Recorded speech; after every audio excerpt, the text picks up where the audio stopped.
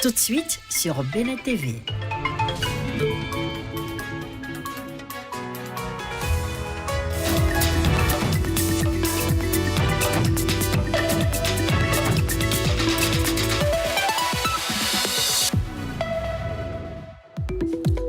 C'est un plaisir de vous retrouver pour ce 13h. Mesdames, Messieurs, bonjour. Voici les titres du journal.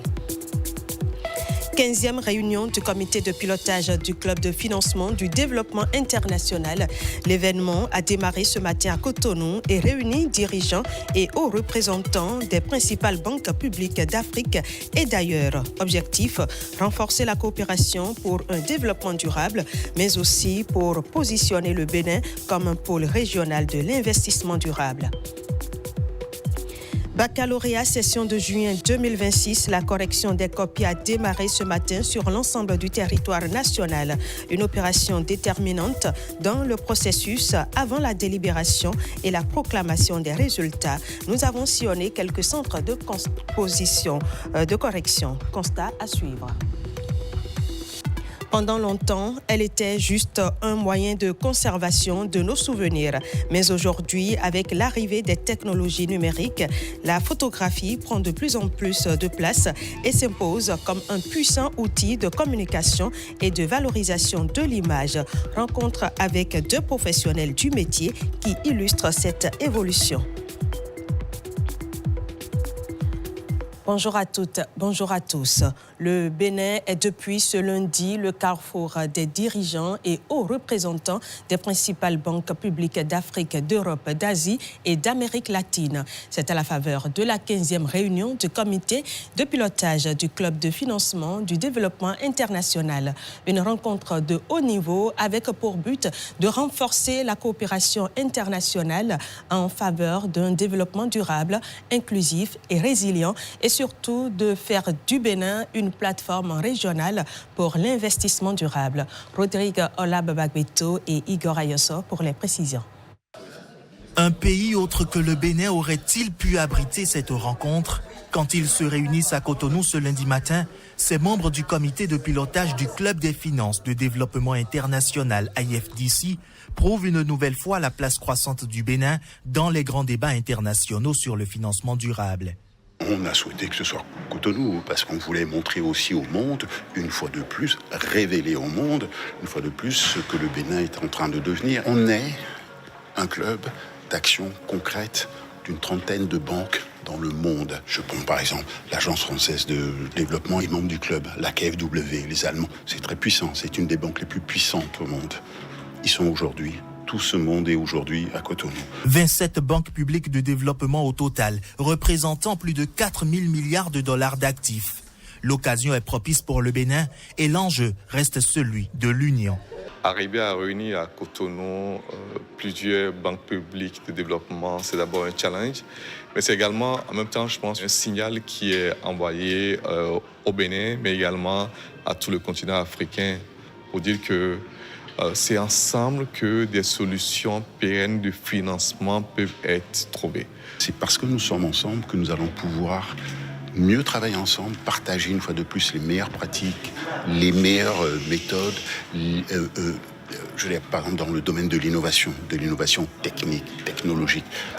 Voilà les choses que l'on peut partager ensemble. Ensemble, un mot qui va guider ces échanges de 2 jours et ne surtout pas alourdir la dette du Bénin. On ne s'attend pas à ce que la dette du Bénin croisse, mais on s'attend à mobiliser plus de ressources innovantes pour le financement des infrastructures. Au cours de cette réunion, le ministre Adjadi Bakari, chargé de la promotion des investissements privés, va réaffirmer l'ambition du Bénin de se positionner comme un hub régional de dialogue économique et de coopération internationale. L'Afrique de l'Ouest est la prochaine frontière de l'investissement durable et le Bénin veut y jouer un rôle important. L'actualité ce lundi, c'est aussi la correction des copies de l'examen du baccalauréat session de juin 2026 qui a démarré sur toute l'étendue du territoire national. Pendant une semaine, les enseignants mobilisés vont examiner les milliers de copies des candidats. Dans le littoral, nous avons sillonné quelques centres pour voir comment se déroulent les travaux. Constat avec Génial Afouda Monsiagbouka et Jacob Tochoido. Lycée technique Koulibaly. un des centres retenus pour la correction du baccalauréat, session juin 2026. Stylo rouge en main, correcteurs, superviseurs et contrôleurs sont déjà au taquet. La correction a démarré.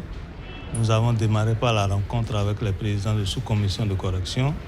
Ici, nous avons 13 commissions qui ont démarré. Nous attendons 530 correcteurs, 530 acteurs, présidents, contrôleurs et correcteurs.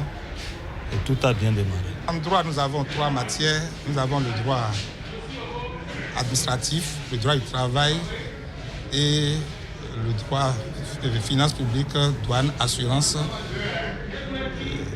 pour les séries G2. Donc on a 3 séries, on a G1, G2, G3. Même ambiance ici au CEGB Gamay. On peaufine les derniers réglages avant d'attaquer les copies. Cette heure, nous avons tenu une séance plénière. La plénière qui a réuni les différents superviseurs, le chef centre et quelques autres personnes. Elle a consisté à faire le point du nombre de jours par sous-commission et quelques recommandations du directeur général de l'Office du baccalauréat. La correction va durer entre 4 et 6 jours. Après quoi, s'ensuivra la première délibération prévue pour le 8 juillet. Si vous vous êtes déjà posé la question de savoir ce que font les militaires lorsqu'ils ne sont pas déployés sur le terrain, eh bien, sachez qu'ils s'entraînent sans relâche pour être prêts à faire face à toutes les éventualités. Grâce à la haute hiérarchie des forces armées béninoises, nos équipes se sont rendues à Kandi, dans la caserne surnommée le premier rempart. Ils y ont exceptionnellement assisté à un exercice grandeur nature conduit par les hommes et les femmes de la garde nationale. Un sujet signé Ghislain Boguet. C'est matinée tranquille à la caserne. Chacun va à ses occupations. On se taquine, on discute en attendant un ordre pour une mission éventuelle. En quelques secondes, ils se sont retrouvés dans une salle. Nous ne saurons pas comment ils se sont contactés, qui a donné l'alerte, ni comment. Dans la salle, un exposé est en cours. Des individus armés, après une tentative d'attaque manquée, ont été localisés dans un bâtiment abandonné à 3 km de notre position. À la fin de la présentation de la situation sécuritaire, le commandant du bataillon juge qu'une opération offensive s'impose. La décision est prise sur le champ. Il faut activer la section commando et réduire cette résistance. En d'autres termes, il faut faire descendre sur le terrain les hommes préparés pour les missions difficiles et neutraliser le hors-la-loi. L'officier chargé de mener les hommes au combat fait ses plans.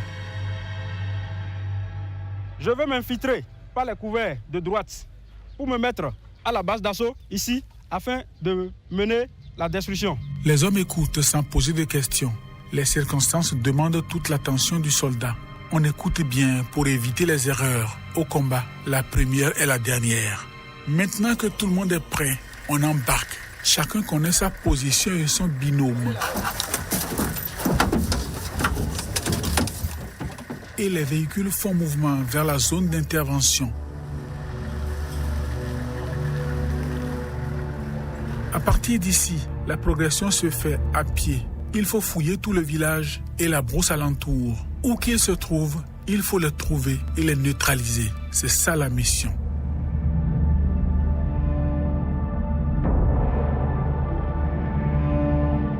L'officier qui commande l'opération stoppe la progression et demande de l'appui renseignement. Les opérateurs de drones actionnent leur engin. Le drone renvoie des images. 4 ennemis armés Dakar dans le bâtiment. 4 ennemis armés Dakar dans le bâtiment. C'est reçu par les. Ils sont 4 individus armés non identifiés. Les taux se resserrent. Ils se sentent acculés. Ils ouvrent le feu en premier. Les soldats répliquent coup pour coup. Les individus armés non identifiés sont à terre. Dans leur progression, Les militaires étaient tombés sur un engin explosif improvisé. Ils ne l'avaient pas fait exploser pour éviter de signaler leur approche à l'ennemi par le bruit. Ils sont revenus sur l'engin à présent.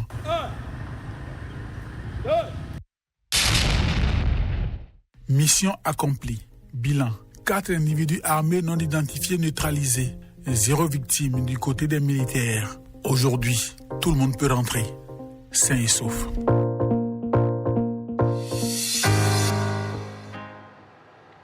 Revenons sur la finance durable, cette thématique qui est au cœur de la 8e édition de la rencontre des RSE, la responsabilité sociétale des entreprises, une initiative de Mendo Consultant qui entend promouvoir une culture d'entreprise plus responsable et plus engagée. On fait le point avec Enoch Rumpati.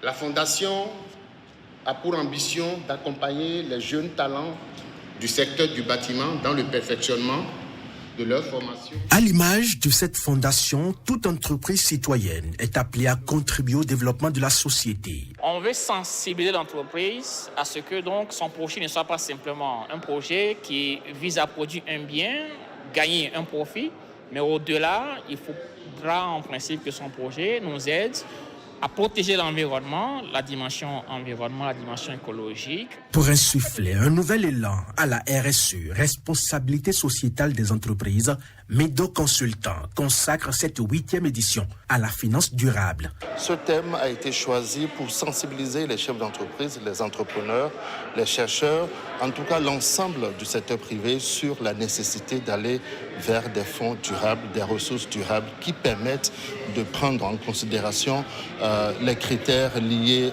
à l'environnement, à l'économique et au sociétal. Les rencontres RSE s'imposent désormais comme un cadre d'échange où les dirigeants d'entreprises sont interpellés sur leurs engagements sociaux et environnementaux. Nous avons à cœur toujours de répéter qu'une entreprise, ça se positionne sur 2 richesses fondamentales. La première, bien sûr, humaine, parce que c'est les hommes et les femmes qui créent la valeur, c'est elles qui portent le savoir-faire, c'est elles qui entretiennent la confiance et c'est elles qui garantissent la qualité du travail. Mais la seconde est financière. Au fond, pour nous, RSE, finance durable, entrepreneuriat responsable, c'est la même ambition. Construire une performance qui ne se fait ni au détriment des personnes, ni au détriment de l'avenir. Avec Mendo Consultant, la RSE n'est plus un simple concept. Elle s'enracine progressivement au Bénin. Preuve que performance économique et responsabilité sociétale peuvent aller de pair au bénéfice des entreprises comme des populations. Et puisqu'on parle de l'environnement, arrêtons-nous sur les tropiques. Le savez-vous, près de la moitié des forêts du monde sont situées en zone tropicale. Et ces zones tropicales possèdent aussi un peu plus de la moitié des ressources en eau renouvelables du monde. Et c'est justement ce rôle important dans la préservation de la biodiversité qui est célébré ce 29 juin, Journée internationale des tropiques. Une journée pour rappeler aussi l'importance économique et culturelle de ces régions tropicales. Le pari, défis et enjeux, on en parle dans cet élément de Patrick Adiasso. 29 juin, Journée internationale des tropiques. Proclamée par l'ONU, Organisation des Nations Unies, cette journée souligne l'importance écologique, économique, biologique et culturelle des régions tropicales. Les zones tropicales sont situées entre le tropique du Cancer et le tropique du Capricorne. Ces zones concernent, au prime abord, 80% de la biodiversité de la planète. Au second plan, 40% de la population mondiale. Ces populations vivent avec des enjeux pluriels, singulièrement le défi de la pauvreté, le pari de la santé, le souci de l'accès à l'eau, mais aussi les challenges des opportunités économiques. Le défi de la pauvreté se trouve dans la lutte entre une agriculture rugueuse pas toujours bien maîtrisée et un climat rigoureux, fait de fortes chaleurs opposées soit à de brèves pluies rares causant la sécheresse, soit à de diluviennes pluies dosant l'inondation. Le pari de la santé est lié au paludisme et autres pandémies et endémies liées aussi au climat surchauffé. Le souci de l'accès à l'eau potable se remarque par la mauvaise répartition des sources d'eau et l'avancée du désert, due aussi au climat surchauffé. mais des opportunités demeurent. 4 atouts. Premièrement, une agriculture toute l'année. 2 saisons de pluie, 2 fois 3 récoltes par an. Deuxièmement, une énergie solaire. Ensoleillement quasi constant avec 300 jours de soleil par an. Le solaire devient alors imbattable niveau coût ici. Une opportunité énorme pour mini-réseau, pompage solaire, foire solaire pour conserver les produits. Troisièmement, biodiversité. Des forêts, des plantes médicinales et des insectes comestibles. Et quatrièmement, tourisme et écotourisme. Des plages, des parcs, une culture assez verdoyante. Des voyageurs cherchent de plus en plus des expériences authentiques et exotiques. Les zones tropicales, des zones d'une importance capitale. De l'art à présent dans ce 13h et nous parlons de la photographie. C'est un secteur, vous le savez, en pleine évolution et de plus en plus sollicité. La photographie évolue avec son temps et connaît de nombreuses avancées technologiques. Aujourd'hui, elle se modernise et ne se limite plus aux souvenirs. Elle s'impose comme un véritable outil de communication et d'image. Dans ce reportage, nous allons à la rencontre de 2 photographes qui réinventent leur métier. Un reportage de Jennifer Sachivi et Macléode Adansole, Mariano Kanko. Sur ces murs, chaque cliché raconte une histoire. Derrière ses œuvres, Richard, photographe professionnel, s'attelle depuis une dizaine d'années à imprimer sa signature. Pour lui, chaque séance est porteuse d'une mission, mettre en lumière la légende qui sommeille en chacun. Ce matin, il reçoit Jennifer, une jeune étudiante. Vous avez exprimé le besoin de passer pour une séance photo de positionnement visuel. Cet entretien de routine n'a rien d'une simple formalité. C'est le moment où Richard cerne la personnalité et les attentes de son modèle. Jennifer, elle, a déjà une idée bien définie de l'image qu'elle souhaite renvoyer. Travailler une image de marque, cette façon dont je me présente sur les réseaux. Cette étape franchie, les lumières sont ajustées. Place à la séance. Quand vous êtes par exemple un professionnel ou un cadre, comme la plupart des gens que je photographie, ce sont des personnes qui ont une image à préserver. Et la photographie leur permet de renvoyer une image qui est à la hauteur de qui ils sont. Mais en dehors de ça, la photographie, c'est une façon aussi de documenter son parcours. Et l'aspect qui m'intéresse le plus aujourd'hui en photographie, c'est que la photographie, c'est un acte de transmission. Une photo que je fais aujourd'hui, c'est un héritage. Magnifique, parfait.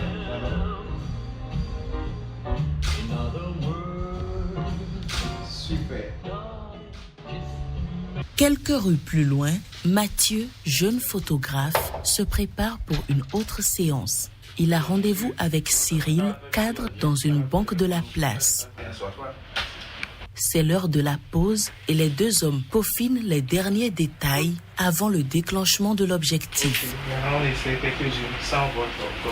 Aujourd'hui, on se passe des clichés. Totalement. En un clic, vous avez autant de photos que vous voulez, dans les positions que vous voulez, sans aller en studio, n'importe où vous êtes. Et je crois que c'est une option qui est aujourd'hui en vogue. Je me suis lancé comme ça, avec la photo, le mobile shooting dans le temps, on disait. Et avec le temps, je me suis acheté une caméra. Dans les photos institutionnelles, ce que j'aime, c'est quand les sujets sont là et c'est à toi de savoir comment les mettre en valeur. Dans un monde où l'image occupe une place grandissante, la photographie ne se limite plus à figer un instant. Elle raconte une histoire et participe à la construction d'une identité. Il y a quelques jours, nous vous faisions découvrir Artistic Africa, ce centre qui révèle de nombreux jeunes créateurs. Et parmi ceux-ci, Frankie Medley, rien ne le prédestinait à ses débuts à embrasser une carrière d'humoriste. Aujourd'hui pourtant, il prépare son tout premier spectacle, preuve que les passions peuvent parfois changer un destin. Retour sur un parcours inspirant avec Estelle Pazou et Élisée Degbeyan. En franchissant l'entrée du Centre artistique Africa, Frankie Medley retrouve le lieu de ses débuts. En 2020, il y venait simplement pour apprendre. La suite, il ne l'imaginait même pas. Après la formation, on devait faire une restitution. Donc c'était là ma première fois de connaître le mot et de monter sur scène. Donc depuis que je suis monté, j'ai plus voulu jamais descendre. Cette première scène va donner naissance à de véritables moments d'échange avec son public. Moi, je me rappelle, après mon PPC, j'étais parti voir un grand frère. Je lui ai dit, s'il te plaît, passe par tes cahiers. Il m'a regardé, m'a dit, petit frère, tu sais, moi j'ai joué pour avoir mes anciens cahiers. Si tu veux aussi en avoir, c'est chaud.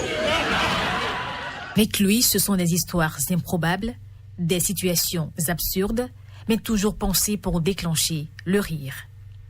Pour l'instant, moi j'aborde tout. Tant que j'ai quelque chose à dire là-dessus, qui m'intéresse, je partage. Le but forcément, ce n'est pas de contredire, de dénigrer, non.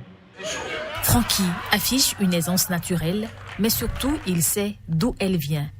Artistique Africa, pour lui, c'est bien plus qu'un tremplin. Si je n'avais pas connu Artistique Africa, la formation qui m'a amené à Artistique Africa, je ne suis pas sûr qu'aujourd'hui on va m'appeler humoriste. Je me suis dit, un jour je vais remplir cette salle qui m'a vu, là où j'ai commencé, je vais remplir cette salle, faire un spectacle pour montrer que ça m'a vu naître. Et maintenant je suis revenu. Une promesse personnelle qui prend des airs de prophétie. Son tout premier spectacle se prépare et avec lui le début d'une aventure qui le mènera sur les scènes du Bénin et au-delà. Pour l'heure, la salle est vide, mais le trac, lui, est déjà bien réel.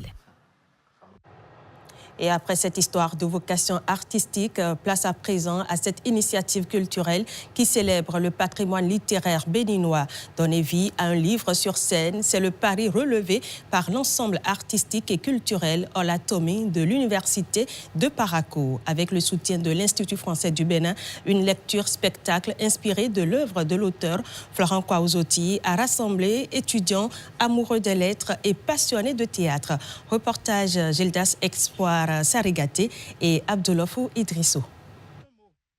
Libérez un son, un soupir et mettez un souffle. Les mots quittent les pages pour prendre corps sur scène. À travers cette lecture spectacle consacrée à l'œuvre de Florent Kwaouzoti, les comédiens offrent au public une autre manière de découvrir la littérature vivante, expressive et accessible. C'est déjà la troisième fois que j'assiste à la lecture spectacle. C'est un événement qui a lieu tous les derniers samedis du mois. Et à chaque fois, je suis toujours emportée. Ce sont des jeunes très talentueux. Et ce qu'ils nous présentent est différent de ce qu'on a l'habitude de voir parce que la plupart du temps, on est derrière les écrans. Avec eux, on a la possibilité de se créer une certaine scène en fonction de ce qu'ils nous présentent à travers la lecture. Au-delà de la performance artistique, l'activité se veut un espace de formation et de transmission. Pour les organisateurs, elle révèle le potentiel des jeunes talents et renforce le dialogue entre littérature et théâtre. En tant que chef section, au début de mon mandat, je me suis dit qu'est-ce qu'il faut faire pour apporter à ceux dont j'ai la charge de pouvoir offrir un espace d'expression. Puisque nous recevons des formations, on s'entraîne, mais qu'est-ce qu'il faut faire ? Est-ce qu'il faut attendre forcément des projets avant de pouvoir nous exprimer ? Et c'est dans le souci de trouver une solution à ça que nous avons présenté ce projet à l'Institut français. Soutenu par l'Institut français du Bénin, l'initiative traduit une volonté commune d'accompagner les projets culturels portés par la jeunesse et de favoriser la diffusion des œuvres d'auteurs béninois auprès d'un public plus large. Ce sont des livres choisis dans le rayon de la médiathèque de l'Institut français à Parakou et donc les gens peuvent s'abonner, adhérer à l'Institut français afin de les avoir pour les lire. Libérez-vous! Une rencontre entre le livre et la scène qui confirme que la littérature peut aussi se vivre, s'entendre et se ressentir. Pour les promoteurs, cette lecture-spectacle ouvre la voie à d'autres rendez-vous culturels destinés à rapprocher davantage les jeunes des œuvres littéraires béninoises. Tous les mélanges pour vous soulager. Mon Dieu! Je suis Laris Capochichieba. Et nous restons toujours dans le septentrion pour parler sport. Cette fois-ci, à Ninki, la 4e édition du Baroutem Challenge Cup 2026 a été officiellement lancée ce week-end devant plusieurs milliers de spectateurs.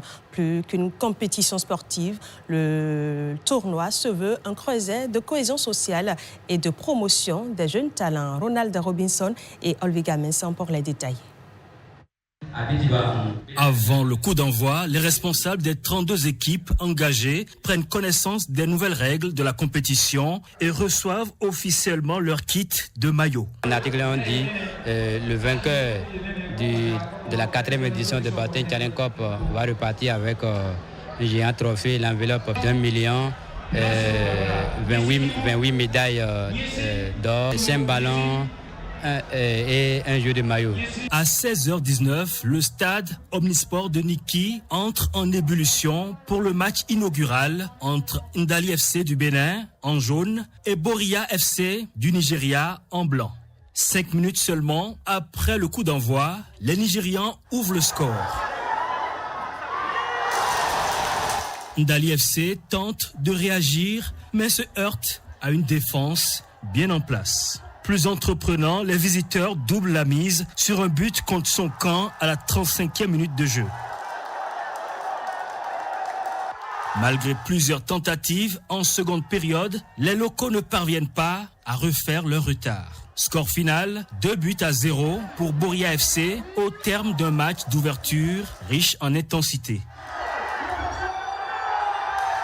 Mais au-delà du spectacle sportif, ce tournoi se veut un instrument de paix. Le Baroutem Challenge Cup est devenu notre tradition. Nous sommes dans une période d'insécurité grandissante et le politique doit prendre le pas pour consolider notre vivre ensemble. Vous imaginez le public qui était ici cet après-midi. À l'entrée, on m'a indiqué près de 4000 personnes qui sont arrivées. Imaginez s'il n'y avait pas cette initiative cet après-midi, où seront-ils? Qu'est-ce qu'ils seraient en train de faire? C'est notre façon à nous de participer à la cohésion sociale et également de lutter contre la montée de l'extrémisme violent. Jusqu'au 5 septembre prochain, le Baroutem Challenge Cup fera vibrer Niki, où chaque match se joue autant pour la victoire que pour la paix et l'unité des peuples. Le sport comme facteur de cohésion, il en a également été question au sein de l'administration publique béninoise. C'est à travers la 9e édition du tournoi des institutions de la fonction publique, officiellement lancé ce week-end à Cotonou. Les précisions avec Blaise Adanko et Victorine Bondé. Loin des bureaux, ils expriment leur passion du football sur le terrain. Ces joueurs sont avant tout des agents de la fonction publique béninoise qui trouvent à travers ce tournoi un cadre idéal pour s'évader loin de la pression quotidienne. C'est la 9e édition du TIFOP. C'est une édition dans un nouveau format. Bien entendu, les mêmes disciplines sont reconduites, à savoir le football masculin, le handball féminin et la pétanque tout autant chez les femmes que chez les hommes. C'est un nouveau format dans la mesure où, comme vous le constatez, toutes les équipes engagées au football sont ici aujourd'hui regroupées sur le même site et se produisent. Bien entendu, il est prévu que toutes les équipes jouent le même nombre de rencontres, à savoir qu'après les rencontres de poule, les équipes qui n'auront pas la possibilité de progresser vont pouvoir jouer les matchs de classement. Parmi les disciplines inscrites au programme du TIFOP 2026, le football a ouvert les hostilités avec une nouvelle formule de compétition. Pour le premier pas dans le tournoi, le ministère de l'Agriculture, de l'Élevage et de la Pêche, ainsi que le ministère de la Communication et des Médias, se sont imposés face à leurs adversaires respectifs, affichant d'entrée leurs ambitions. Nous avons fait notre match qui s'est soldé par une victoire. Notre objectif, c'est d'aller au bout et de gagner le trophée.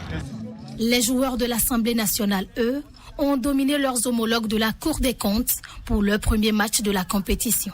Absents lors de la précédente édition, les Verts et Blancs effectuent un retour remarqué en signant une entrée en liste convaincante grâce à une victoire de 2-0.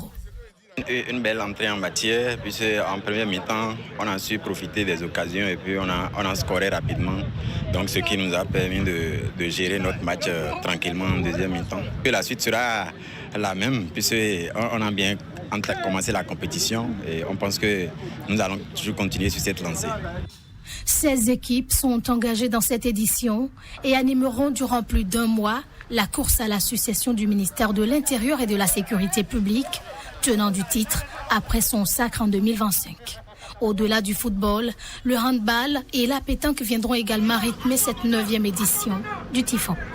Une compétition devenue au fil des années un véritable rendez-vous sportif et fédérateur pour les agents des différentes institutions de la fonction publique béninoise. Et c'est la fin de ce 13h. Merci de l'avoir suivi. Retrouvez juste après la série The River à 14h, le divertissement Le Trône à 15h, la série Litapo à 16h, le documentaire Spécimen, comment on vous manipule. À partir de 17h du football, le plateau reporter de la Coupe du Monde 2026, suivi du match entre le Brésil et le Japon à 18h. Merci.